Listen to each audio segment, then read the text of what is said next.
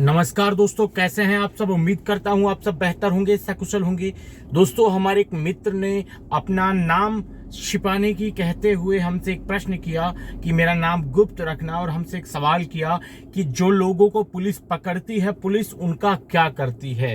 Please पहचान छुपाते हुए मेरे इस सवाल का जवाब देना। भाई हमसे ये जानना चाहते हैं। देखिए गुप्त भाई, बात ऐसी है कि पुलिस जिन भी लोगों को पकड़ती है, पहली बात तो पुलिस पकड़ती कब है।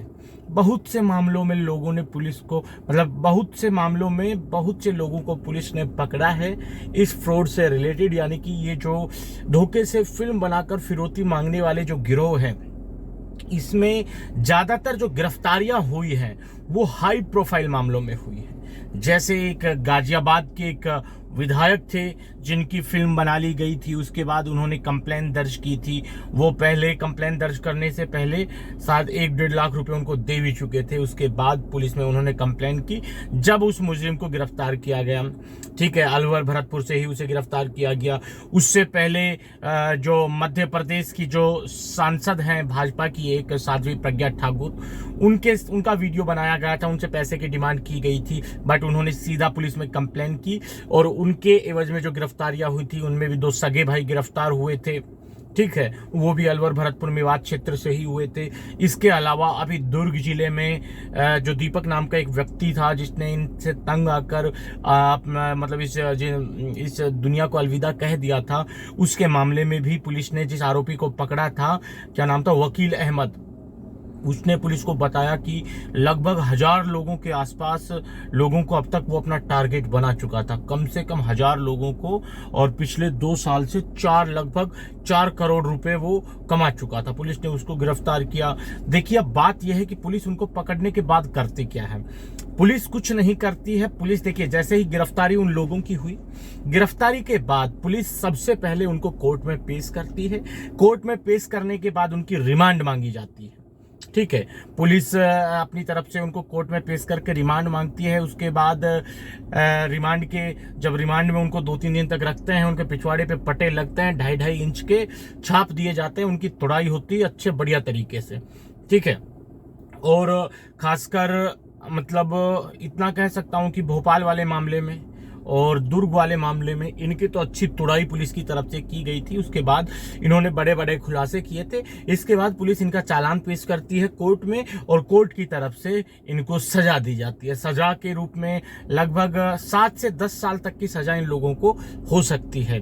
और जुर्माने के तौर पर भी, जुर्माना तो खैर हमारे न्यायिक प्रक्रिया का एक हिस्सा है, उसमें छोटा मोटा जुर्माना ना के बराबर इनके ऊपर जुर्माना लगाया जाता है। तो जुर्माना तो ये आसानी से भर देते हैं। जब करोड़ों रुपए ये लोगों से ऐंठ लेते हैं तो जुर्माना भरने में इनको कोई दिक्कत आती है नहीं। बट इनके ऊपर कार्रवाई जो होती है वो मुख्य ये होती है कि न्यायालय द्वारा जब इनको सजाएं सुनाई जाती है तो वो 7 से 10 साल तक की होती है। उसके बाद उनके अपराध की श्रेणी को देखते हुए कि भाई किसने कितने लोगों को अब तक टारगेट बनाया था, पुलिस उनके मोबाइल की फोरेंसिक जांच करती है, उनके स्टेटमेंट लेती है, और मोबाइल में जिस आधार पे उनके जितने भी सामान मटेरियल मिलता है, पुलिस रिमांड में लेते समय जब उनसे पूछताछ करती है तो उनकी गवाही जो वो कबूलते हैं उसके आधार पर ही उनको सजा मिलती है।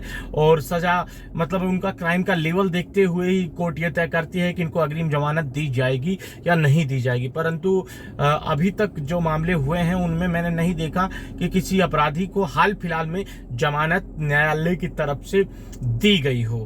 तो गुप्त नाम वाले भाई, बात ऐसी है कि पुलिस इनको पहले पकड़ती है, पकड़ के इनको न्यायालय में पेश करती है, न्यायालय से इनकी रिमांड लेती है, रिमांड में इनको तोड़ा जाता है, इनकी बैंड बजाई जाती है, इनके पिछवाड़े को लाल कर दिया जाता है, बिल्कुल बंदर बरगा इनका पिछवाड़ा कर दिया जाता है, और वहां से पुलिस चालान पेश करती है कोर्ट में, एक चार्जशीट पेश करती है कि इसने इतने इतने लोगों को ठगा है। एक पूरा ब्यौरा पुलिस उनसे इकट्ठा करती है कि भाई कहाँ कहाँ के लोगों को इन्होंने ठगा है, कितने लोगों को ठगा है। बट ये हमारी बदकिस्मती है कि पुलिस वो डेटा को सार्वजनिक नहीं करती है कि कहाँ के कितने लोगों को ठगा है। मोटा मोटा डेटा वो सार्वजनिक कर देती है, किस स्टेट के कितने लोगों को ठगा है, पुलिस ये सार्वजनिक करती है, बट ये नहीं बताती है कि उस स्टेट के किस किस व्यक्ति को ठगा है।